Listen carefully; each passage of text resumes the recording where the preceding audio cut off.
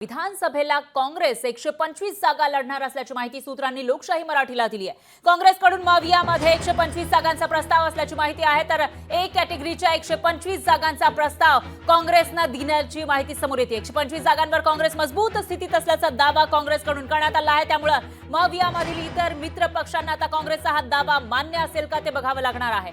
लोकसभेमध्ये राज्यात सगळ्यात मोठा पक्ष म्हणून काँग्रेस पुढे आल्याचं पाहायला मिळालं आहे। सगळ्यात जास्त जागा लोकसभेमध्ये काँग्रेसला मिळालेल्या आहेत आणि आता विधानसभेसाठी बार्गेनिंग पॉवर काँग्रेसचं वाढल्याचं पाहायला मिळत आहे। तब्बल 125 जागांचा प्रस्ताव काँग्रेसनं दिल्याची माहिती समोर येते आणि टोटल जागा आहे 288। त्यामुळे आता मवियाचे नेते या 125 जागा काँग्रेसला देण्यासाठी तयार होतात का? फायनल फॉर्म्युला नेमका मवियाचा काय असेल याविषयी उत्सुकता निर्माण झाली आहे।